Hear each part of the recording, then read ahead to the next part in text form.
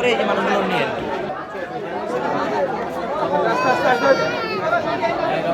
আমরা গতকালকে 3টার সময় যখন খবর পেয়েছি, খবর পাওয়ার সঙ্গে সঙ্গে আমরা আমাদের ভারপ্রাপ্ত চেয়ারম্যান তারেক রহমান সাহেবকে জানিয়েছি, অবগত করেছি। অবগত করার সঙ্গে সঙ্গে উনি আমাদের নির্দেশনা দিয়েছেন এই মুহূর্তে থেকে ওই মুহূর্তে থেকে এই অগ্নি দুর্গত লোকদের পাশে দাঁড়ানোর জন্য।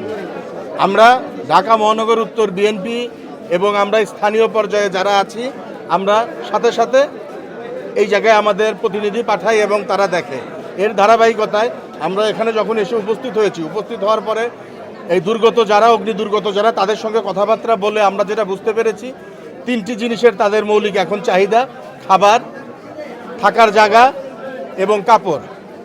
আমরা পর্যায়ক্রমে অলরেডি আমরা খাবার তাদের ভিতরে বিতরণ করছি এবং থাকার জায়গা আমরা ব্যবস্থা করেছি। আপনারা দেখতে পেয়েছেন এই জায়গাতে ওনারা থাকবে।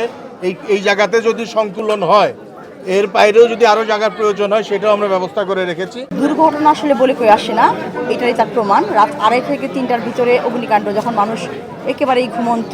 আপনারা জানেন রোজার দিন মানুষ ইফতারের পরে ক্লান্ত থাকে, নামাজ তারাবি পড়ে গিয়ে ঘুমাতে যায়। যে কোনোভাবেই হোক আল্লাহ রাব্বুল আলামিন ওদের যে কেউ একজন দেখার পরে চিল্লাচিল্লি করার পরে সবাই উঠেছে। তারা নিঃস্ব হয়ে গেছে কিন্তু প্রাণটা বেঁচে নিয়ে আসছে, এই যে আল্লাহ দরবার শুকরিয়া। এই অবস্থায় যখন আমরা শুনতে পারলাম, সাথে সাথে আমাদের প্রতিনিধি এখানে চলে আসছে।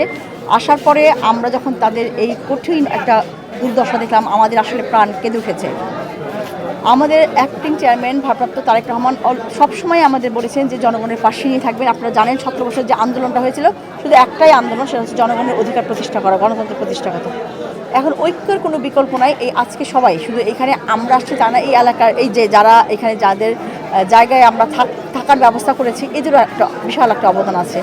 এবং আমাদের সবাইকে আপনি দেখতে পাচ্ছেন, আমাদের ছাত্রদল, যুবদল, স্বেচ্ছাসেবক দল, শ্রমিক দল, যে যেখান থেকে পারছে সবাই চলে আসছে এবং সবাই সবার মতো সাধ্য মতো চেষ্টা করতেছে সহযোগিতা করার জন্য।